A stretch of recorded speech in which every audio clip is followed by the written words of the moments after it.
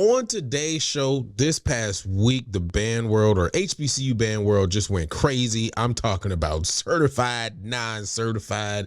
We gonna talk about it today and realize that maybe all Title I's are not created equal, as well as major news in drum corps world. The cadets are no more. Oh my gosh. All this and more coming up next on Luke's Band Report.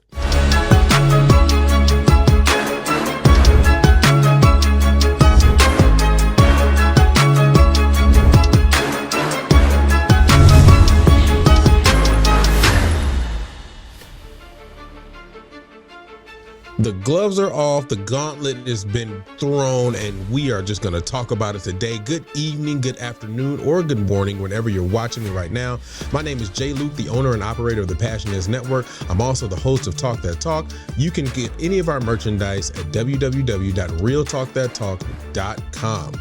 All right, let us get into this. I'm telling you, this has been the most interesting thing that has happened or I've seen in a very long time as it relates to the band world, the music education world, so on and so forth. And I mean, obviously this is newsworthy and it's obviously worth talking about. And I was hip to this, early on before the big news came out, and really it's about. And I'm not going to go into the major details about it because I know that it has been put out to Dr. Pollard that he kind of doesn't want a lot of people discussing it anymore. So if you know the full story of it, then great. If you don't, I'm going to kind of dance around and give some cliff notes.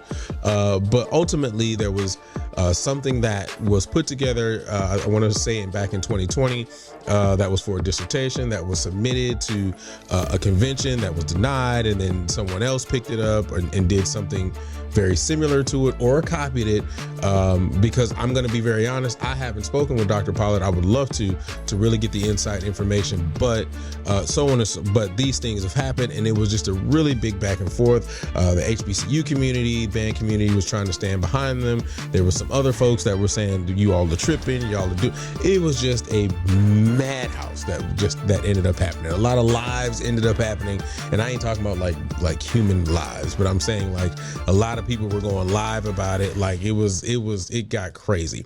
But one of the things that really stood out to me that I really wanted to have the conversation about was this certified, non-certified conversation.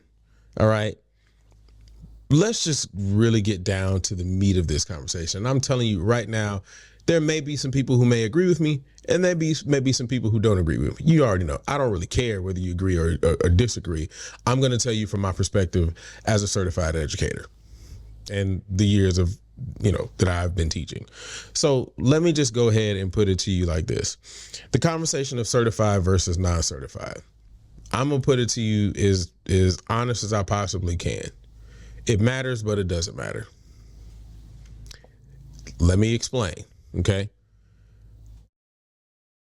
Me being certified, or any educator being certified, means that you went through the proper steps to become a legally binded educator within the system, meaning that you did all of the steps necessary and took all of the steps necessary to ensure that you are supposed to be in the classroom, or you're supposed to be doing said job, period. I mean, let's be very clear. Not all certified educators are good educators. Period, point blank. There are a number of classes and so on and so forth that you have to take, tests that you have to take in order to be certified. That just lets people know that you meet the standard and that you are qualified, quote unquote, to be inside of the classroom with students.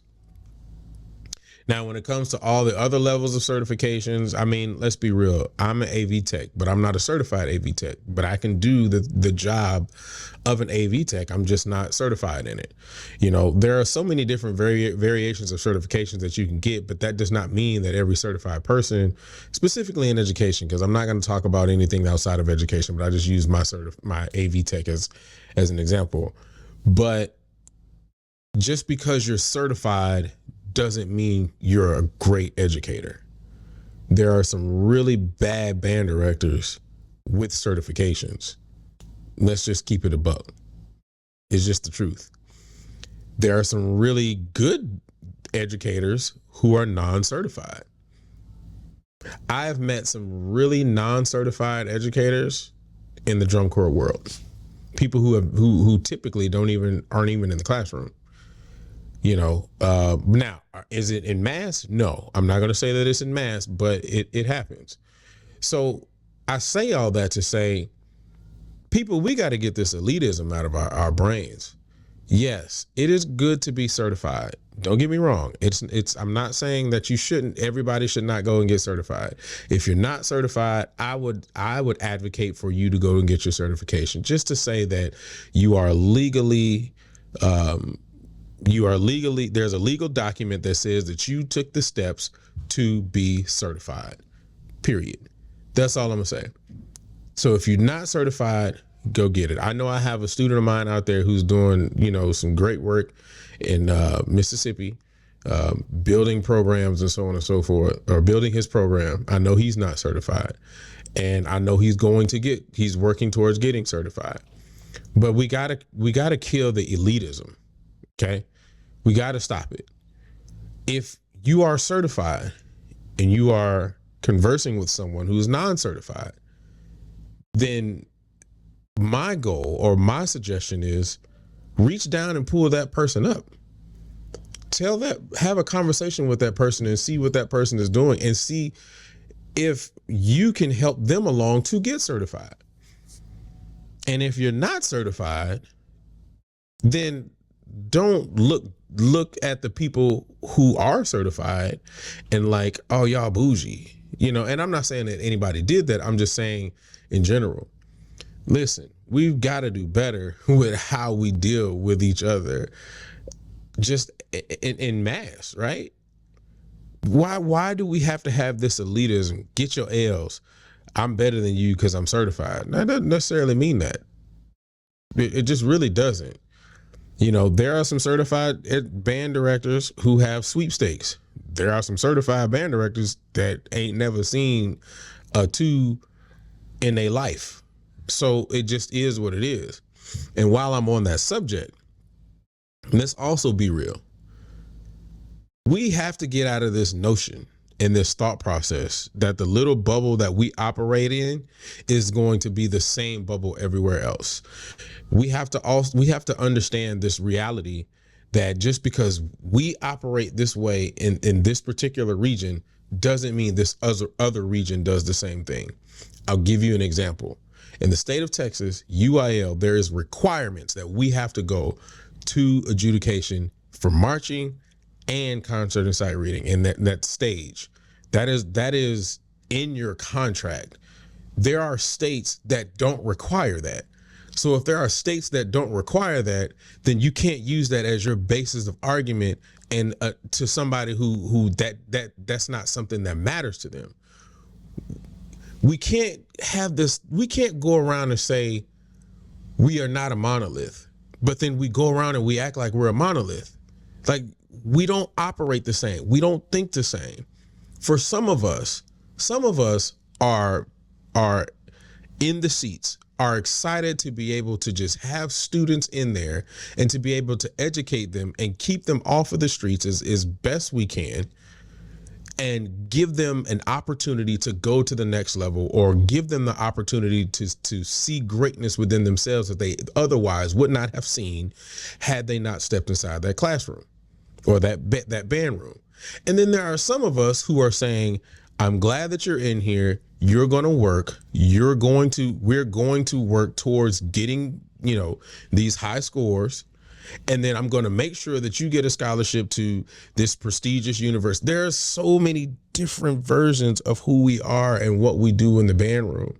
And we got to get out of this notion that everybody has to operate the exact same. Yes, in a perfect world, it would be perfect that every single one of us can have a crank up band and and sweepstake bands all put together in one. But the truth of the matter is that's just not how we operate. Everybody's not operating in all of these different areas in the same way. So we got to get out of this bubble of thinking that that is the only thing that makes us great directors. Here's the other part about that. Every good director is not an arranger. So we got to get out of that thought process too. Every good director can't write drills. Some of them just can't. And it's okay.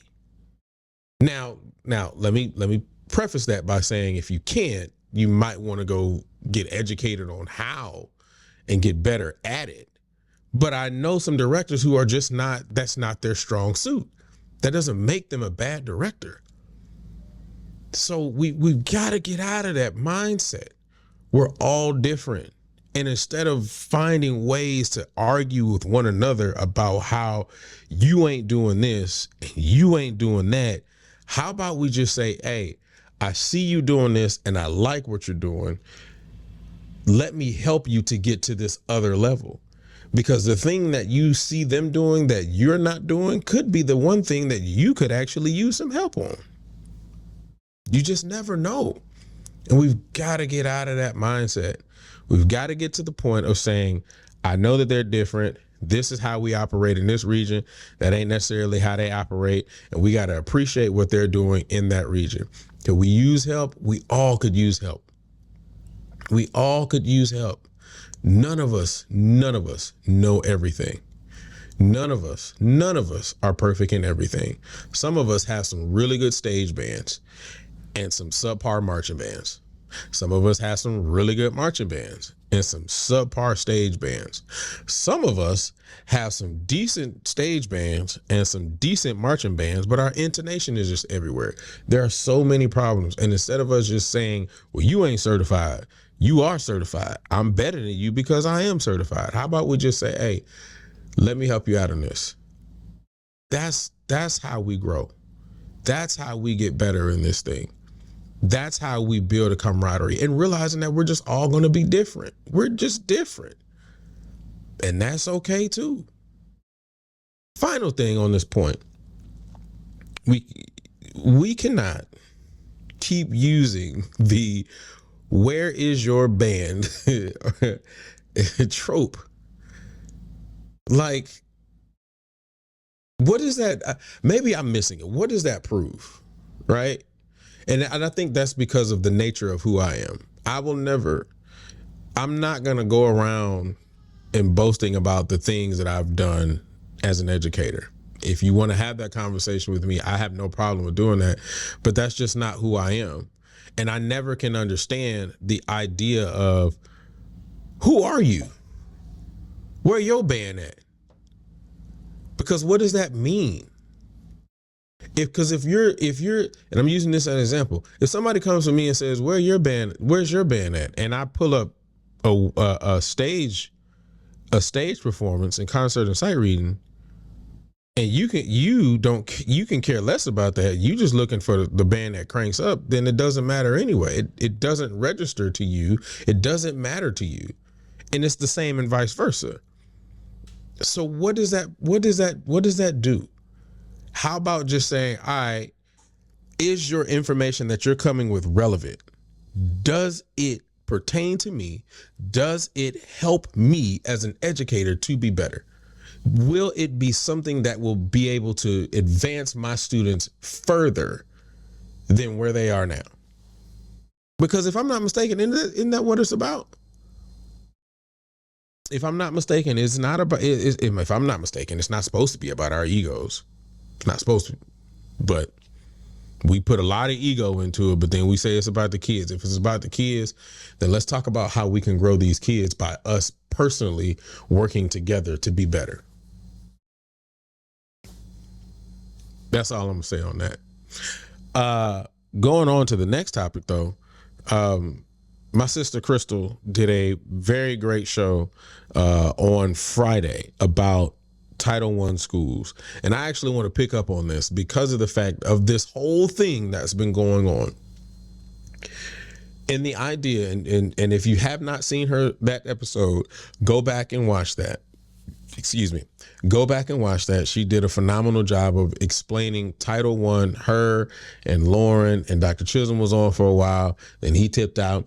But excellent job on explaining Title I schools, what they're for, the funds that you can get for them, because you can get funds for Title I schools, right? And how you get that Title I label, okay? But I'm going to pick up on it as well and say, and go back to a lot of the things, or some of the things that she hit on. Title I schools are not created equal. They're not. I taught in the state of Texas. I taught in the Texas system, and I know what it feels like to teach in some areas where you don't have instruments at all. Students are renting instruments where you don't have parental support. The neighborhood around you is not supportive. You don't have a booster. I've taught in the state of Texas, in areas in the state of Texas where I didn't have admin support for real. And I mean like poor admin support. I didn't have the opportunity to be able to bring on alumni like some people do, where they can bring on these alumni or friends of theirs. I didn't have that opportunity. And so I know what it feels like to be in those particular spaces, and we're labeled a Title I school. Now that's one. I've also been in a situation where we had buy-in from the students, we had buy-in from the parents, we had an administrative support, we had multiple people on staff. Excuse me, I apologize, that was my phone. We've had multiple people on staff, and they were labeled as a Title I school. And then here's the gotcha. The area that I was teaching in that had the Title I school, that was a Title I school, but had all of these advantages, would go to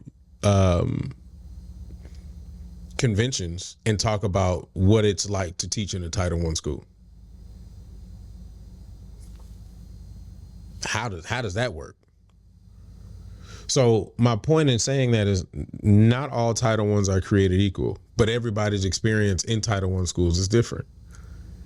I would definitely say that some of the folks that I've had the pleasure of working with, if they walked into the versions of Title I schools that I have been in, low socioeconomic, urban areas, those particular areas, I don't think they'd last. I just don't.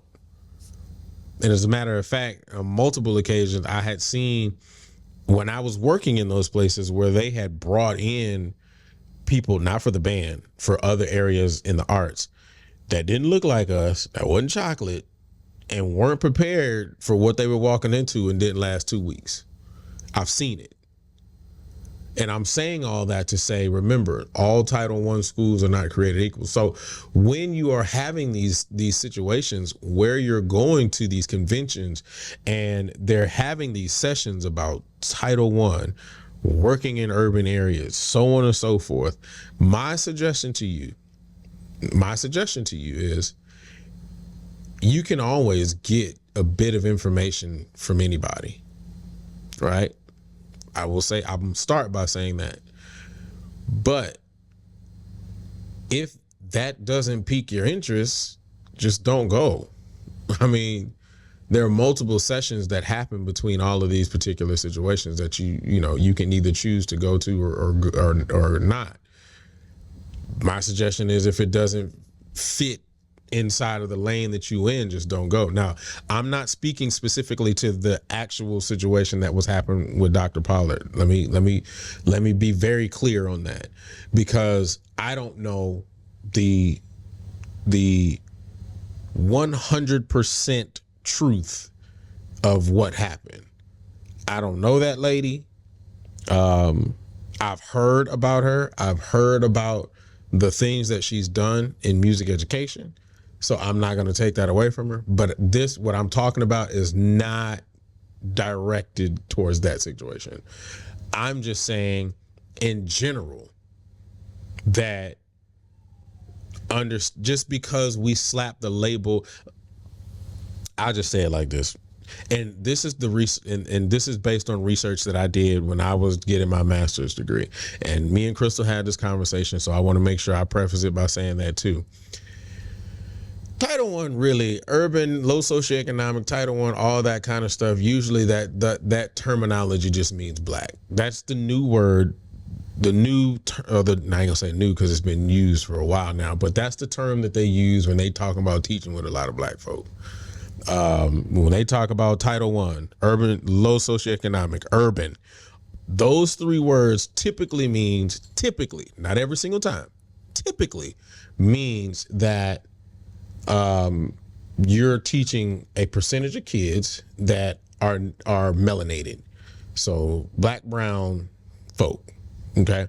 So I'm saying all that to say, even in those particular cases, they're still not all created equal. And then here's the final thing that I'm gonna say on that. People, if you teach in a Title I school, please know that there are funds that you have. You don't really have to sit in your program without anything.